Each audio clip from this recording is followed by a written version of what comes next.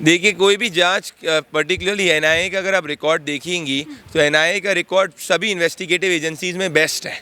तो ये हर व्यक्ति जानता है, whether it is to do with terror funding और whether it is to do with any anti national activity. और फिर वो आपको पता है, जो खराब गेहूँ और ख़राब जो धान होती है वो शराब बनाने के लिए और नशे करने के लिए यूज़ होती है। अब झारखंड में जाके देखिए किस तरीके से जो बासी चावल होता है उसका जो रस होता है उसको नशे के लिए यूज़ किया जाता है।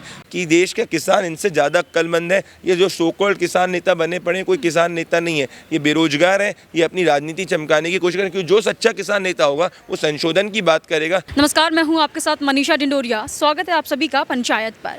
देखिए, इस वक्त प्रदीप भंडारी जी मेरे साथ हैं। हम लोग इस चीज़ पर चर्चा करेंगे कि आज अमित शाह जी और दिल्ली पुलिस के बीच मीटिंग होगी। अब सरकार ने ये तय कर लिया है कि दिल्ली पुलिस खुद डिसाइड करे कि किसानों को अंदर आने देना है या नहीं, वो कानूनी तरीके से इस चीज़ को हैंडल करे। प्रदीप जी, आप इस पर क्या कहेंगे? दिल्ली पुलिस पर सारी रिस्पॉन्सिबिलिटी आ गई है। अब जो किसान बॉर्डर पर बैठे हुए हैं वो आगे बढ़ेंगे 26 जनवरी को या नहीं बढ़ेंगे, ये दिल्ली पुलिस के हाथ में है।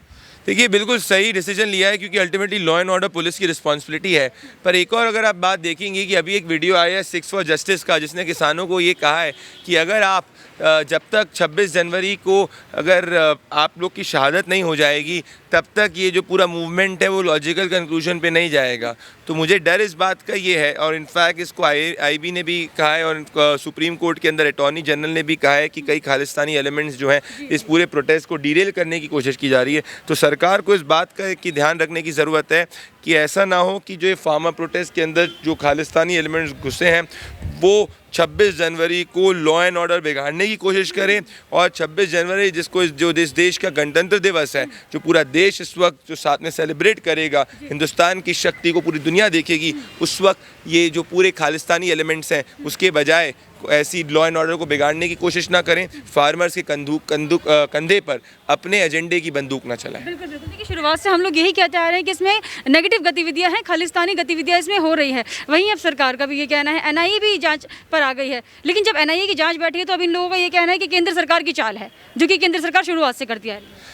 देखिए, कोई भी जांच पर्टिकुलरली एनआईए का अगर आप रिकॉर्ड देखेंगी तो एनआईए का रिकॉर्ड सभी इन्वेस्टिगेटिव एजेंसीज में बेस्ट है।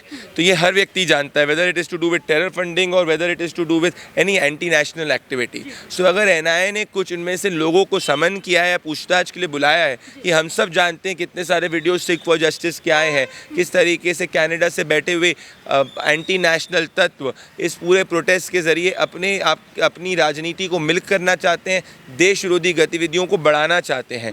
तो अगर ये सिर्फ और सिर्फ फार्मर प्रोटेस्ट होता तो मोदी के प्रधानमंत्री नरेंद्र मोदी को मारने वाले वीडियोस नहीं आते। अगर सिर्फ और सिर्फ ये फार्मर प्रोटेस्ट होता तो भाई फार्मर लोग कोई क्लॉज पे तो बात करें। मुझे बताइए, अगर मेरे आप में और मेरे में कुछ भेदभाव है तो भैया आप क्लॉज वाइज तो बात करो, एक क्लॉज में तो बात करो। ऐसा कैसे कि आप कह रहे हो कि भैया या तो कानून रद्द किया जाएगा या तो हम बात नहीं करेंगे। दूसरी चीज़ ये है कि मुझे बताइए, मैं वापस से आपके पहले वीडियो में पूछा था, इस पूरे चीज़ से राजनीति किसकी चमक रही है? योगेंद्र यादव, जिसकी पूरी की पूरी हरियाणा चुनाव के अंदर डिपॉजिट जब्त हो गए थे।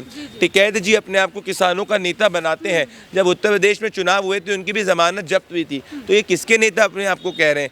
क्या ये लोग कहना चाह रहे हैं? और किस तरीके से किसानों के ऊपर के नाम के ऊपर ये लोग अपनी राजनीति की बंदूक चला रहे हैं और एंटी नेशनल तत्व जो है इसको डीरेल करने की कोशिश कर रहे हैं। मैं कह रहा हूँ, अगर ऐसी बात है तो सरकार को मैं एक सुझाव देना चाहता हूँ कि जितने भी देश के किसान हैं, इस देश में सिर्फ किसान वो नहीं है जो वहाँ पे बैठे हुए हैं, उन सब के बीच में एक सर्वे कराना चाहिए।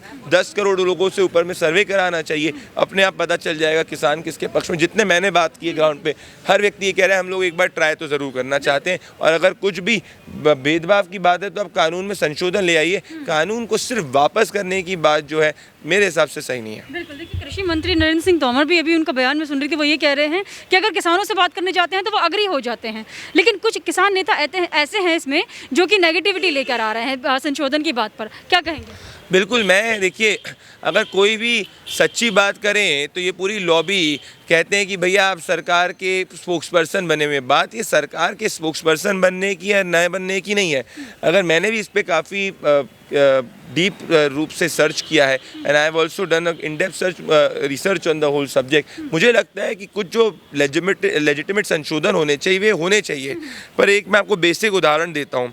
जब इस देश के अंदर पहले मैकेनाइज्ड व्हीकल्स आया करती थी, ऑटोमेटिक गाड़ियाँ जो थी उसमें फास्ट फंडिंग नहीं थी तो पहले लोग कहते थे भैया हम यही चीज़ चला रहे हैं। अब उसके बाद मार्केट में बोला कि भाई दूसरी चीज़ है, आप उसको ऑप्शन दे दीजिए, अपने आप जनता ने डिसाइड कर लिया क्या है।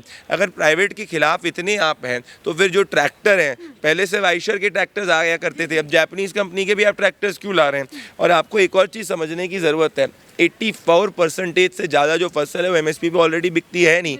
तो और ऐसा क्यों, मुझे बताइए। अगर आप दिल्ली या कोई भी सिटी के आसपास घूमेंगी तो अधिकतर जो किसान हैं वो सब्जियां फ्लावर्स की खेती करते हैं। क्यों? क्योंकि उनको वो दाम उसके हिसाब से मिलता है। जब ये कानून आ जाएगा तो अगर मान लीजिए कोई व्यक्ति पानीपत में और उसकी ज़मीन पर कोई भी फसल जो है, सिर्फ गेहूं और चावल नहीं, कोई दूसरी फसल भी अच्छी उगती है, तो अपने आप जो निजी कंपनी है वो उसके वहाँ से जाएगी, उससे सही दाम लेगी। और मुझे बताइए, क्या ये लोग देश के किसानों को बेवकूफ़ समझते हैं? अगर कोई भी कॉरपोरेट या कोई भी निजी कंपनी अगर उस किसान को मूर्ख बनाने की कोशिश करेगा, उसको शोषण करने की कोशिश करेगी, तो क्या किसान जो इस देश के, उनमें इतनी इंटेलिजेंस नहीं है? मुझे लगता है बहुत इंटेलिजेंट है। तो एक बार उसको शोषण किया जा सकता है, दूसरी बात तो ऑटोमेटिकली वापस से प्राइवेट मंडी में चले जाएगा। तो ये लोग क्या समझ रहे हैं कि देश का किसान इनसे ज़्यादा अक्लमंद है? ये जो सो कॉल्ड किसान नेता बने पड़े, कोई किसान नेता नहीं है, ये बेरोजगार है, ये अपनी राजनीति चमकाने की कोशिश करें। क्योंकि जो सच्चा किसान नेता होगा वो संशोधन की बात करेगा, सिर्फ और सिर्फ हटाने की बात नहीं करेगा। मैं आपको बताऊं इसके पीछे की रियल रीज़न क्या है।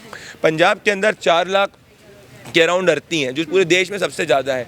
अगर एक अर्थी अगर ये पूरा चीज़ आ गया तो अर्थियों को कंपटीशन मिलेगा, मतलब उनकी मोनोपोली ख़त्म हो जाएगी। और ये रूल है प्रकृति का कि किसी भी चीज़ में मोनोपोली सही नहीं होती है, इसीलिए अधिकतर किया जा रहा है। हाँ, मुझे बताइए, जो ये अर्थी टैक्स लगता है वो पंजाब के अंदर 8% लगता है, बाकी सब जगह 4.5-4% होता है। कई लोग ये प्रोड्यूस करने के लिए बिहार से लेते हैं, फिर जाके पंजाब में बेचते हैं। तो ये एक लेवल प्लेइंग फील्ड की ज़रूरत है, मोनोपोली हटाने की ज़रूरत है। और कई लोग जो कह रहे हैं कि भाई अगर प्राइवेट कंपनी है किसान से कम दाम में लेगी, मुझे बताइए, अपने आप मार्केट में हमने देखा है कि एक ऑटोमेटिकली जैसे मार्केट प्ले होता है, कंपनीज आएंगी जो किसान की गारंटी लेगी, जो फाइनेंस कंपनीज आएगी जो बोलेगी हम आपको इंश्योर करेंगे सही दाम मिले। So those new industry will be created. तो मुझे लग रहा है कि this is a very very important thing.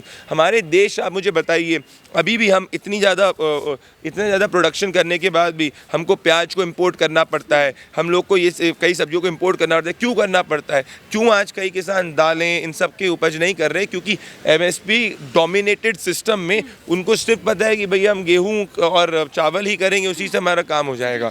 तो ये देश के हित में भी है कि हम एक्सपोर्टर बने। इस देश के अंदर जो कृषि की ज़मीन है, even though China has more area than us, इस देश के अंदर जो कृषि की ज़मीन है वो चाइना से ज़्यादा है। क्यों नहीं हम एक्सपोर्टर बन सकते हैं? क्यों हमें कुछ इंपोर्ट करने की ज़रूरत है? इसके चक्कर में भंडारण आएंगे, जब भंडारण आएंगे, कोल्ड स्टोरेज आएंगे, मतलब मैंने अगर अपने खेत में टमाटर उगाया तो टमाटर सड़ेगा नहीं, मैं जाके एक बाजू के भंडारण के अंदर उसको स्टोर कर सकता हूँ। हम जाके जो सरकार के जो भंडारण है, जो कोल्ड स्टोरेज है, उनको जाके देखिए कितनी उसकी हालत बुरी है। उसमें भी इतना बड़ा नेक्सस है।